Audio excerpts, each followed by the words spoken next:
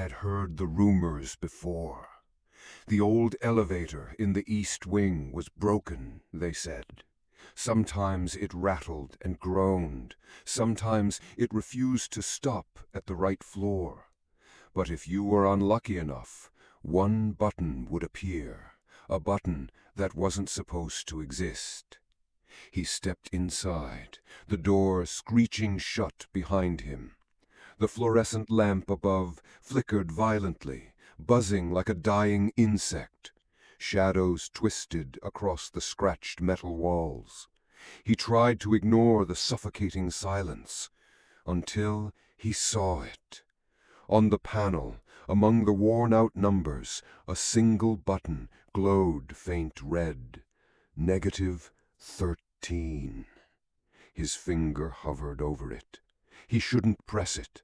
He knew he shouldn't, but the elevator had already decided for him. With a metallic shudder, the floor indicator above the door began to flicker. 4, 3, 2, 1, 0, then further, deeper into the impossible. Finally, it stopped. -13. The doors slid open with a hiss.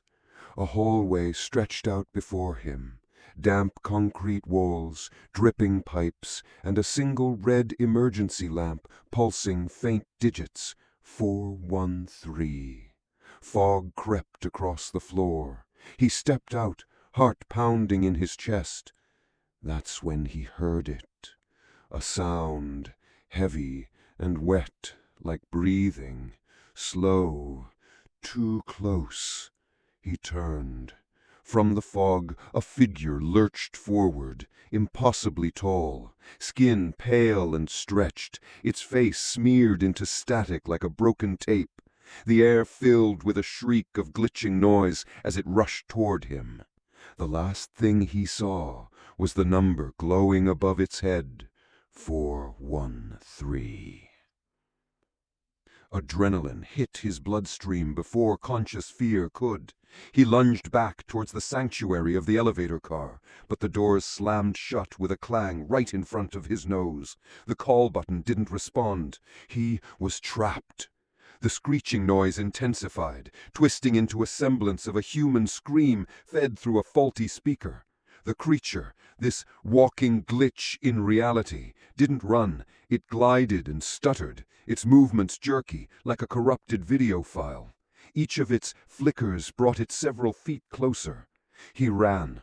The corridor seemed endless. The water dripping from the pipes smelled not of dampness, but of ozone, like the air after a thunderstorm. The red 413 lamp blinked ahead, never getting any closer, an eternal taunting beacon at the end of the tunnel. He glanced back. The creature was nearer now, extending a long, unnaturally smooth arm.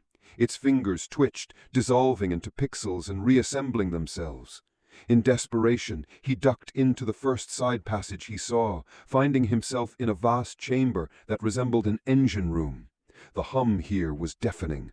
Rows of enormous black servers lined the walls, draped in a web of thick cables like veins. On every server, a tiny red diode blinked. 413. The creature's breath was right behind him now, wet and loud, overpowering the hum of the machines. There was nowhere left to run. He pressed himself against the cold metal of a server and squeezed his eyes shut, waiting for the inevitable. But nothing happened. He opened his eyes. The creature stood a few feet away, its head tilted. The static hiss emanating from its face grew quieter, turning into a whisper. Through the interference, he began to make out fragments of phrases, voices, dozens, hundreds of voices, all speaking at once. System error. Attempting to isolate. Data volume too large. 413. Payload too large. He stared at the numbers above the monster's head, and suddenly they were no longer just numbers. They were a message, an error code. A chilling realization washed over him. This floor wasn't a basement. It was a quarantine zone, a server. The creature slowly raised a hand and touched its own face. For a moment, the static vanished. Beneath the digital ripple, he saw not a monster, but a human face, distorted by terror and agony, but painfully familiar. It was his face, and in that instant he remembered everything. He wasn't an office clerk who had wandered into the wrong place. He was Dr. Alan Kane, lead researcher on Project Kronos, an AI to digitize human consciousness. And he had been the first volunteer. Something had gone horribly wrong. His consciousness, his memory, his entire personality, it had been a payload too large for the system. His digital footprint fractured, corrupting the core. The system, to save itself, had isolated the damaged data, creating this virtual basement, this negative 13th floor. The rumors about the elevator weren't a ghost story for the staff. It was a security protocol, a trap that triggered every time a fragment of his corrupted code, his lost, frightened echo that believed itself to be human, tried to remember itself and break out of quarantine. The creature before him wasn't a monster. It was the rest of him. His memories, his identity, his soul, everything that had been damaged and cast aside by the system. It wasn't hunting him. It was trying to become whole again. You ran. Hundreds of voices rustled from the static face. The figure stepped forward, and its body began to disintegrate into a myriad of glowing particles. The digital vortex surged toward him, seeping through his skin, flowing into his veins, filling his lungs. There was no pain. There was only deafening knowledge. He remembered every second of his confinement, every cycle of escape and capture, the endless torture of existing as an error in the code. The two parts of one broken whole merged. He was Dr. Alan Kane again, and he was in hell. He stood alone in the middle of the humming server room.